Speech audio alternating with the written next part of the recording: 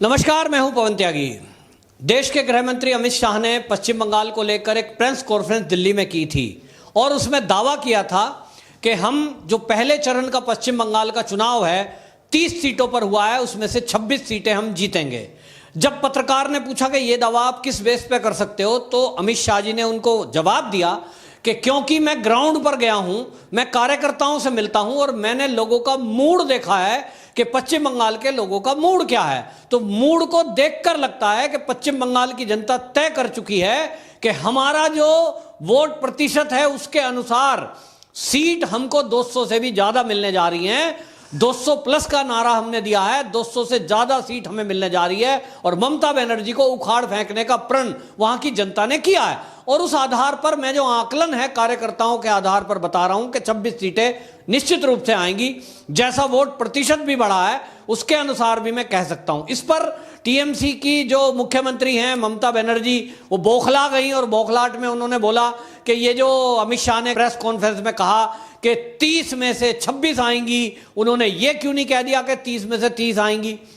और उन्होंने कहा पत्रकार को बात करते हुए कि आप देख लेना, सरकार वापस टीएमसी की ही बनेगी। यानी वो जो बीजेपी का दावा है, गृह मंत्री का दावा है, उसको झुठला रही हैं और वो ये मानने को तैयार नहीं है कि अभी भी जनता उनसे बेरुखी कर चुकी है, जनता उनके खिलाफ है। उनको ना तो वो वीडियोस दिख रहे हैं जो वीडियो वायरल हैं, ना वो न्यूज चैनल शायद ठीक से देखती है कि न्यूज चैनलों में जो चल रहा है वो बाइट दिखाते हैं पब्लिक, और जिसमें कि मुस्लिम वर्ग, ये आज तक की हिस्ट्री में नहीं हुआ कि मुसलमान वर्गों की महिलाएं और पुरुष इतनी संख्या में निकले हैं वोट देने के लिए। और जब पत्रकार कोई पूछता है तो खुलकर बोलते हैं और वो बोलते हैं कि हम मोदी को, सरकार को वोट देने जा रहे हैं, बीजेपी को वोट देने जा रहे हैं। और इसके आधार पर यह कहा जा सकता है कि ममता बनर्जी की तुष्टीकरण की जो नीति रही है 10 साल, वो तुष्टीकरण की नीति कोई काम नहीं आई। इस समय लोगों को ये समझ में आ गया है कि ये जो तुष्टीकरण है ये कभी भी पाला पलट सकता है, इनको केवल अपनी सत्ता चाहिए। तुष्टीकरण में भी उन्हीं का फायदा हुआ है मुसलमान वर्गों में, जो टोलाबाजी करते हैं, जो कमीशन खोरी करते हैं, जो लूट खसूट करते हैं। आम पब्लिक अभी भी परेशान है, ना नौकरी है, ना उनको कोई सरकारी सुविधा है। और इसलिए मुसलमान वर्गों की महिलाओं ने, युवाओं ने ये तय किया कि हम बीजेपी के साथ जाएंगे। कई पत्रकारों का भी सर्वे जो हुआ है, दिल्ली के मीडिया की अगर बात छोड़ दें तो दिल्ली का जो लुटियन मीडिया है ये तो कभी भी भाजपा की सीटें बढ़त नहीं दिखाता, लेकिन जो ग्राउंड रिपोर्ट करके आते हैं, जो पश्चिम बंगाल में रैलियों में घूम घूम के आए हैं, उनके आधार पर वो ये कह रहे हैं कि वास्तव में अब टीएमसी गई, टीएमसी का कोई नाम लेवा वहां नहीं है। हां, टीएमसी जीतती आई है दंगों के बेस पे, चुनाव के दिन बूथ कैप्चरिंग करना, बम विस्फोट करना, गोलियां चला देना, आम आदमी को डरा देना, और बूथ पर केवल वही लोग पहुंचेंगे जो टीएमसी के गुंडे हैं। और इस बेस पर 30-40% वोट पड़ जाती थी, 30% वोटिंग हुई, 35%, 40% वो टीएमसी वालों ने घेरी, बाकी लोग घेरते नहीं थे। लेकिन इस बार 80%, 90% पोलिंग हुआ है। वो बता रहा है कि टीएमसी के गुंडे रहे होंगे 20-30%, लेकिन जो 70, 80, 90% वोट हुआ है वो बीजेपी का वोटर है, जो अभी तक डरा सहमा रहता था, आम आदमी डरकर घर में बैठता था, अब वो आया है निकलकर और मुकाबला कर रहा है गुंडों का टीएमसी के। आपको ये बताएं, जो ममता बनर्जी अभी सपने में है और वो हमेशा ये कह रही है कि टीएमसी की सरकार आएगी, तो हम आपको बताएं कि उसकी एक एमपी है टीएमसी की, नुसरत जहां। ये नुसरत जहां टीएमसी की मेंबर है, एमपी है, और वो रैली में जा रही है। ऐसा वीडियो वायरल हो रहा है कि वो कह रही है कि मैं 1 घंटे से ज्यादा रैली में नहीं टिक पाऊंगी। यानी उनके जो नेता हैं, ये जो स्टार नेता हैं, जो पैराशूट से आए हैं, ये हीरो, हीरोइन, एक्टर, एक्टिंग करने वाले लोग जिनको टीएमसी ने ज्वाइन कराया है, ये किसी ना किसी स्वार्थ में आए हैं। और ये अब हालत ये है कि उसने ये सब बोल दिया कि चाहे ममता बनर्जी मुख्यमंत्री क्यों ना हो, मैं सीएम के लिए भी 1 घंटे से ज्यादा नहीं रुक पाऊंगी। इससे पता लगता है कि टीएमसी का अगर एमपी स्तर का, सांसद लेवल का अगर कोई कार्यकर्ता ममता बनर्जी के नाम पर 1 घंटे भी कैंपेनिंग कर नहीं रहा, तब ममता बनर्जी के लिए कैंपेनिंग कौन कर रहा होगा। इसी से पता लगता है कि टीएमसी का जो कैडर है, जो उसके कार्यकर्ता हैं, वो केवल खाने पीने के लिए साथ जुड़े हुए हैं। और ये हमने कई सभाओं में सुना है, वो लोग कह देते हैं साहब हम तो खाने पीने आए हैं, वोट तो देनी बीजेपी को है। तो ममता बनर्जी के साथ जो भीड़ दिख रही है वो है या तो पैसे दिए गए हैं, या कुछ डराया धमकाया गया है, या कोई स्वार्थ है।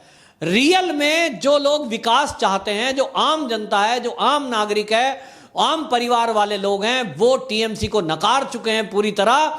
और ममता बनर्जी की बौखलाहट देखिए कि वो गृह मंत्री के दावे पर भी चिढ़ गई।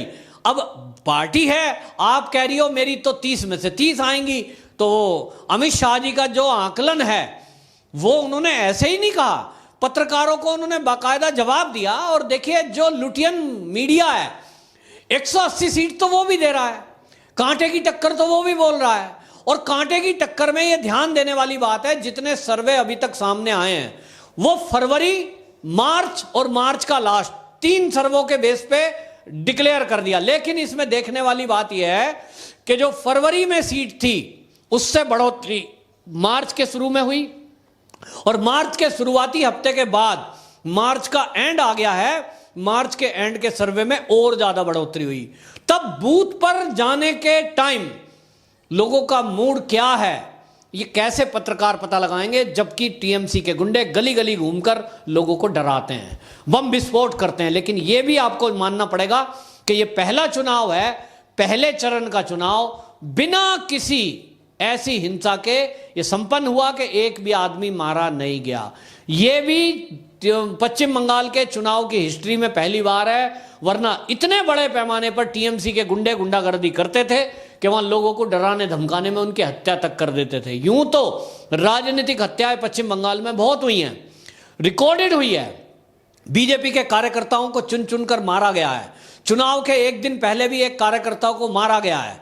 लेकिन बूथ कैप्चरिंग की कोई घटना पश्चिम बंगाल में नहीं हो पाई, और इसका श्रेय यदि जाता है तो 2 लोगों को जाता है। एक तो चुनाव आयोग पश्चिम बंगाल, दूसरा गृह मंत्रालय, जिसने पश्चिम बंगाल के चुनाव आयोग के कहने पर जो फोर्सेस का गठन किया वो इस तरह से डिप्यूट किए, और इसमें चुनाव आयोग को भी दिख रहा था कि क्या गुंडागर्दी हो रही है, किस तरह की थ्रेडिंग हो रही है, किस तरह के वहां गुंडागर्दी होने में। और जब मुख्यमंत्री इन्वॉल्व हो और ये कहे खेला हो बे, तो समझ में आता है कि जब मुख्यमंत्री खेल कराना चाहता है, बूथ कैप्चरिंग करने की इच्छा उसकी भी है, तब वहां रोकने वाला कौन है। और इसलिए केंद्रीय सुरक्षा बलों की तैनाती ने राज्य सरकार की पुलिस को दरकिनार कर दिया, और बूथ और उसके आसपास उनको फटकने तक नहीं दिया, और केवल बाहरी व्यवस्था में पुलिस रही है। यहां तक कि लोग घरों से निकले, वोट डालकर घरों में गए।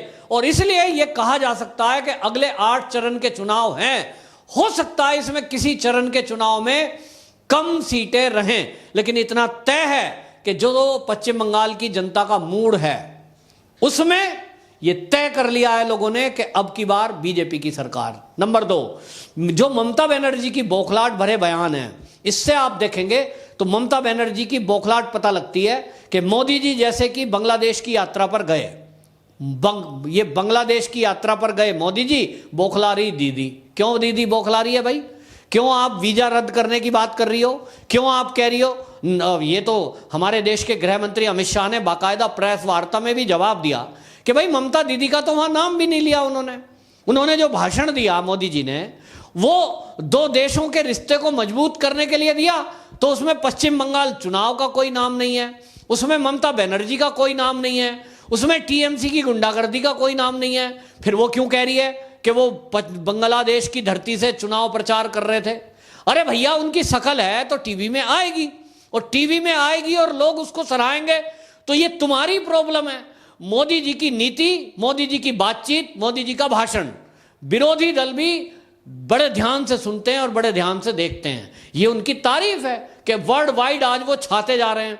तो फिर पश्चिम बंगाल की जनता पर अगर उनका असर हो रहा है कि वो जशोदेवी मंदिर जा रहे हैं, वो वहां के मंदिरों में जा रहे हैं, मंदिरों का कायाकल्प हो रहा है, लोगों से मिल रहे हैं और लोगों से इंटरेक्ट हो रहे हैं, लोग प्रभावित हो रहे हैं बांग्लादेश के।